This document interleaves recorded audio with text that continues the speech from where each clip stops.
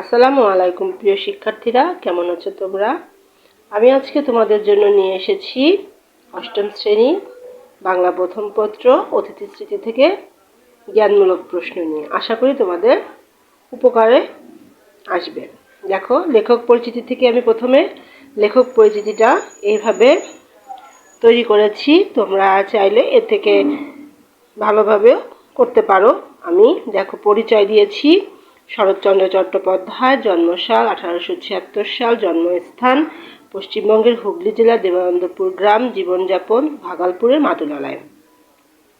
লেখাপড়া করেছেন, কলেজ শিক্ষা শেষ করতে পারেননি। জীবিকা: 1903 সালে জীবিকার সন্ধানে রেঙ্গুনে যাত্রা করেন। সাহিত্য সাধনা: আত্মনিয়োগ: 1916 সালে তিনি রেঙ্গুনে থাকা অবস্থায় সেখানে সাহিত্য সাধনায় আত্মনিয়োগ করেন। সাহিত্যিক খ্যাতি: 1907 সালে ভারতীয় পত্রিকায় বড়দিদি প্রকাশিত হলে তার সাহিত্যিক খ্যাতি ছড়িয়ে পড়ে। উল্লেখযোগ্য উপন্যাস: পল্লী সমাজ, দেবদাস, শ্রীকান্ত, 4 পর্ব, গৃহদাহ, দেনা পাওনা। এরপরে দেখো, পুরস্কার পেয়েছেন কলকাতা বিশ্ববিদ্যালয় থেকে জগত্তারিণী স্বর্ণপদক ও ঢাকা বিশ্ববিদ্যালয় থেকে ডিলিট উপাধি লাভ করেন। মৃত্যুসাল 1938, মৃত্যুর স্থান কলকাতা। দেখো, এবার আমি পাঠ পরিচিতিটা দিয়ে দিয়েছি তোমাদের জন্য। অতিথি স্মৃতি গল্পটি কোথা থেকে সংকলিত হয়েছে? দেওঘরের স্মৃতি। এ গল্পের বিষয় কি? একটি প্রাণীর সঙ্গে একজন অসুস্থ মানুষের কয়েকদিনের পরিচয়ের মধ্য দিয়ে গড়ে ওঠা মমত্বের সম্পর্ক এ গল্পের বিষয়। লেখক এ গল্পে কি দেখিয়েছেন? মানুষে মানুষে যেমন সম্পর্ক হয়, জীবের সঙ্গেও তেমনি মানুষের তেমন স্নেহ সম্প্রীতির সম্পর্ক গড়ে ওঠে। কি কারণে সেই সম্পর্ক স্থায়ী রূপ পেতে বাধাগ্রস্ত হয়? নানা প্রতিকূল কারণে। কখন অন্য মানুষের আচরণ নির্মম হয়ে ওঠে? যখন একটি মানুষ ওই জীবের প্রতি মমতায় সিক্ত হয়। কার আদেশে লেখক দেওঘরে এসেছিল? এবার দেখো, জ্ঞানমূলক আমি মূল বইটা যে সেখান থেকে দেওয়ার চেষ্টা করেছি। দেখো, কার আদেশে লেখক দেওঘরে এসেছিল? চিকিৎসকের। লেখক দেওঘরে এসেছিল কেন? বায়ু পরিবর্তনের জন্য। দেওঘরের বাড়িটি কেমন ছিল? প্রাচীর ঘেরা বাগানের মধ্যে বড় বাড়ি। কখন থেকে লেখক ভজন শুনতে শুরু করে? রাত 3টে থেকে। ভজন কিভাবে গাওয়া হয়েছিল? গলা ভাঙা একঘেয়ে সুরে। ঘুম ভেঙে গেলে লেখক কোথায় এসে বসে? বারান্দায়। কখন পাখিদের আনাগোনা শুরু হয়? রাত্রি শেষে। সবচেয়ে ভোরবেলায় কোন পাখি ওঠে? দোয়েল। লেখকের মতে কোন কোন পাখি বাড়িতে আসতো? দোয়েল, বুলবুলি, শ্যামা, শালিক, টুনটুনি, বেনে বউ। অতিথি স্মৃতি গল্পের আম গাছটি কোথায়? পাশের বাড়িতে। অশ্বত্থ গাছটি কোথায়? পথের ধারে। কোন পাখিটি একটু দেরিতে আসতো? একজোড়া বেনে বউ পাখি। ইউক্যালিপটাস গাছটি কোথায় অবস্থিত? প্রাচীরের ধারে। কোথায় বসে বেনে বউ পাখি দুটি প্রত্যহ হাজিরা হেঁকে যেত? প্রাচীরের ধারে ইউক্যালিপটাস গাছের সবচেয়ে উঁচু ডালে। লেখক কয়দিন বেনে বউ পাখি দুটিকে দেখতে পেল না? দিন 2। কোথায় ব্যাধের অভাব নেই এদেশে বা ভারতবর্ষে? কয়দিনের দিন পাখি দুটোকে ফিরে দেখা গেল? 3 দিনের দিন। দেখো, লেখকের বিকেল কাটে কিভাবে? গেটের বাইরে পথের ধারে বসে। লেখকের মতে পীড়িতদের মধ্যে কাদের সংখ্যা ঢের বেশি? মধ্যবিত্ত গৃহস্থ ঘরে পীড়িতদের মধ্যে মেয়েদের সংখ্যা ঢের বেশি। লেখক কিভাবে বুঝতো যে মেয়েগুলো বেরি বেরি রোগের আসামি? তাদের পা ফোলা দেখে।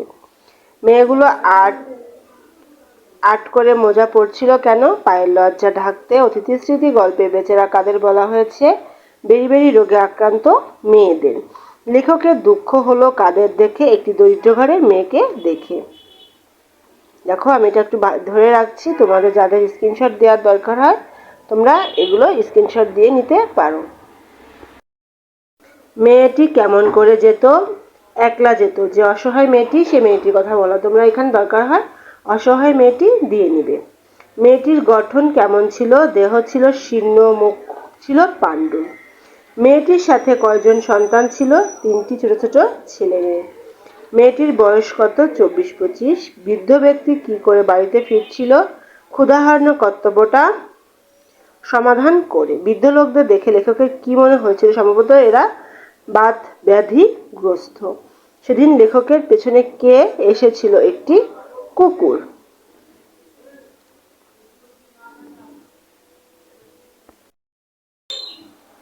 কুকুরটি লেজ নেড়ে কি বোঝাতে চেয়েছিল? সে লেখকের সাথে যেতে রাজি।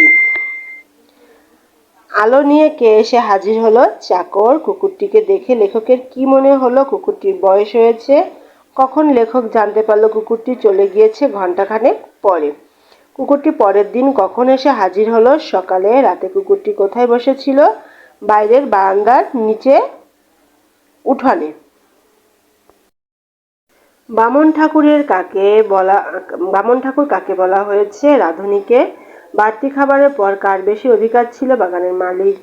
মালিনীর। বাগানের মালিক কেমন ছিল? বয়স কম, দেখতে ভালো এবং খাওয়া দাওয়া সম্পর্কে নির্বিকার। কে কুকুরটিকে মেরে বের করে দিয়েছিল? মালির বউ। লেখক কয়দিন নিচে নামতে পারল না? দিন 2। লেখক কখন খবরের কাগজ পড়ছিল? দুপুরবেলায়।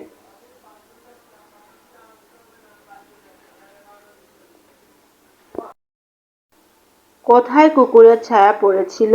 খোলা দৌড় দিয়ে সিঁড়ির ওপরে। অতিথি কিভাবে লেখকের দেখতে এসেছিল? লুকিয়ে। দুপুরে চাকর কি করছিল? ঘুমিয়েছিল। কুকুরটি কখন দৌড়ে পালিয়ে গেল? চাকরদের দরজা খোলার শব্দ শুনে।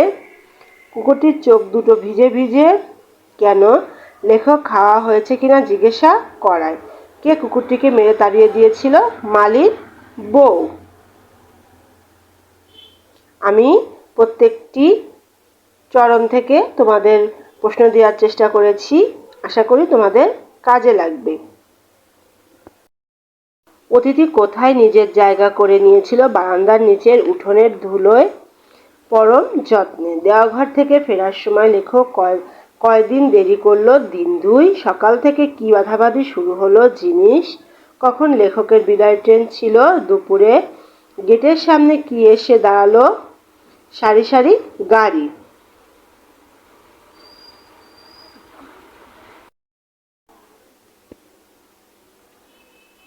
কে স্টেশনে এসে দাঁড়ালো? অতিথি। ট্রেন ছাড়তে কয় মিনিট দেরি ছিল? 1 মিনিট। স্টেশনের ফটকের বাইরে কে একদৃষ্টিতে চেয়েছিল? অতিথি। ওর চেয়ে তুচ্ছ জীব এই পৃথিবীতে আর নেই। এখানে কাকে বলা হয়েছে? অতিথিকে। এটাই ছিল অতিথি স্মৃতি থেকে আমার জ্ঞানমূলক প্রশ্ন। আশা করি তোমাদের কাজে লাগবে। আজকে এখানেই শেষ করছি। যদি আমার ভিডিওটা তোমাদের ভালো লেগে থাকে তাহলে অবশ্যই আমাকে একটা লাইক, কমেন্ট এবং আমার চ্যানেলটা সাবস্ক্রাইব করে দিবে। আজকে এখানেই শেষ করছি। আল্লাহ হাফেজ।